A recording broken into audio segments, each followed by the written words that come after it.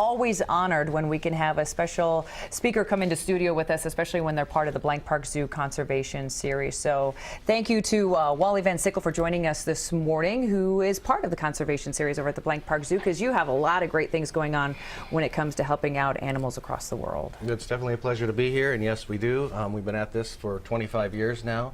I'm a wildlife biologist, and that's where I started my career and kind of turned that into a conservation organization, and very thankful to be part of the speaker series tonight at the Blank Park Zoo. So kind of give us a little bit of your background. You hinted at it there a little bit, but you've been doing some great things for quite some time. Yeah, originally before I started the conservation organization, I was a wildlife researcher, and I worked with mountain lions, and I worked with another type of carnivore in Wyoming, and we did research on those animals and learned more about them and what they ate and how big their home range sizes was and what we needed, what the threats were, and what we needed to do to conserve those species. And we've actually done such a great job with the mountain lion that's expanding its range back across the United States. And so that research made a big deal in the conservation of those carnivores. And we're trying to empower a lot of other people working in all different other countries with the same sort of things that we had to work with so that they can conserve species in their countries. Idea Wild. That's what I've heard. Tell us a little about that. Well, Idea Wild is a nonprofit organization we founded in 1991, and what we do is we want to equip, empower, and activate the environmental leaders of the developing world so they can create a movement to conserve the biological diversity of this planet. The biodiversity of this planet is very, very important because it provides us with food, fiber, pharmaceuticals, health ecosystems, peace of mind. It's the very foundation of our existence. None of us would even be sitting here in this room right now if it wasn't for the other life forms on this planet. So it's important that we conserve that natural resource. And there's a lot of wonderful people all spread around the world that are working to conserve those species. Now, what we found, based on my previous work with mountain lions, was I had helicopters and airplanes and everything a biologist could dream of, and then I'm in the developing world where biodiversity is very, very high, and they didn't even have the most basic tools. No laptops, no GPSs, no tracking gear, none of the basic tools you need to collect data on species and ecosystems and conserve them. So that's what we do. We provide the tools for those projects. Obviously, some amazing people working to do great conservation work all across the world, but what are some setbacks besides just not having the equipment? What are you finding when you travel around the world? There's a lot of setbacks. I mean, there's all different things. There's all different niches that you can fill in the conservation world. We filled the niche of providing the equipment, all right? So there's policy, there's expanding human populations, there's overconsumption, there's all sorts of things going on, you can't even imagine. Climatic change, all sorts of things. But we've really focused on sort of providing the equipment for those that are on the front lines of conservation. Just so people can have tools in hand to make a difference. So they have the tools in hand, yeah, so they can collect the data, and so they can use that data to, as I said, conserve species and ecosystems. So what specifically are you talking about with the conservation series? Are there things that we can do here in central Iowa to help out in this cause? There will be. I'll recommend some ways of helping. We just went through 2 days of consulting with some consultants, and so I got all kinds of ideas running around in my head on things we need to change about the organization. We need to get a new website. We need to fill the gap. Right now, we provide equipment for 40 projects a month. All right? 40 projects a month. Wow. Right. And we need to be doing 50 because I'm rejecting 10 a month. Okay, so we need to raise another $6,000 to $7,000 a month to cover that gap, right? And then we're also looking for people that could distribute some laptops, some GPS systems, or some binoculars, or digital cameras. We're looking for those sources. So those might be companies, those might be a hospital that's upgrading and they're getting rid of all their old laptops or something. Okay. So we're looking, because that's some of our primary gear is GPSs, laptops, and digital cameras.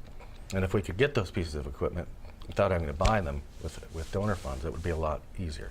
You talked about your success with mountain lions. As you go to the underdeveloped countries, what's maybe another success that you've seen that you get excited about? Great success story is a guy named Michael Garcia in Costa Rica. He was working on his master's degree, Costa Rican. We basically help nationals, so they're all from those countries. And so he's working on his master's degree with a beautiful bird called the resplendent quetzal. It's considered to be one of the most beautiful birds on the planet. We knew nothing about it. We provided him with a binocular, a GPS, and some plant tagging equipment. He studied the bird for 2 years and ended up conserving an entire watershed that bird's found in, and it became the newest national park in Costa Rica, Los Quetzales National Park. So if you go to Costa Rica, you can go to that national park, and now hopefully it's conserved for future generations. Just because he had the tools to make sure to have the information to make that happen. We spent $450 on that project. A lot of times. $450. That's it, and it made that big a difference. Yeah. The average cost of one of our projects is $650 to $750 a project. Okay, we've provided the gear now to 4,800 projects in 115 countries. Wow. So some incredible things can happen just by making a I mean, bit of a there's difference. little splashes and there's big splashes. splashes. But part of it's about capacity building as well. So we're creating the future environmental leaders of those countries because they get master's degrees, they get PhDs, they go on in their agencies and in their nonprofits and they continue this work. And so by helping them in their careers, we help them to create this movement to conserve biodiversity in their It seems like when we've had, and you have all the speakers we've had from the zoo on this show have been wonderful, and you're no exception. But it seems like a lot of the times when we talk to them, they talk about habitat destruction and things like that. But one of the things they always mention is working with locals and educating the locals about what's happening and what's going on. Is that part of what you do as well? For sure. them? I mean, we're a catalyst, so we help the individual that's working, and then they design how they're going to work with the local people that are there or the other stakeholders that are there, right? So we just provide the gear and they go out and do the job. I mean, if you can imagine being, let's say, Jane Goodall. We all are familiar with Jane Goodall who do conservation work. Let's pretend we're Jane and we're out in the middle of a forest, right? And we have no binoculars. We have no GPS system. We have no laptop computer. We have no tools we need, all right?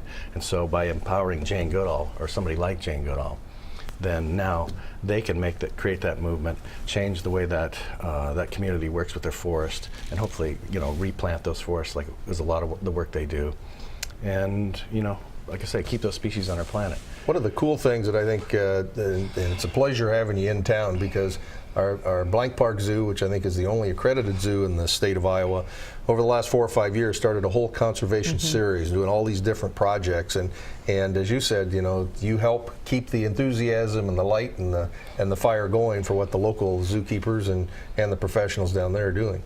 For sure. It's been an enormous community of supporters that have helped Idea Wild in our 25 years, our first 25 years.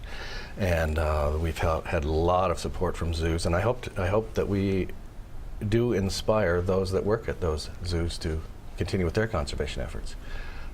We'll continue to be inspired tonight, folks, because Wally is speaking tonight at the Blank Park Zoo. Tickets are still available. Just check out the entire Conservation Speaker Series. It is absolutely fantastic. And don't forget to check out the wonderful thing we have right here in Central Iowa, and that is the Blank Park Zoo. blankparkzoo.org for more details. And Wally, if people want more information on everything you're up to, where's the best place for them to go? They can go to our website. It's ideawild.org. They can join us on Facebook, just Idea Wild on Facebook.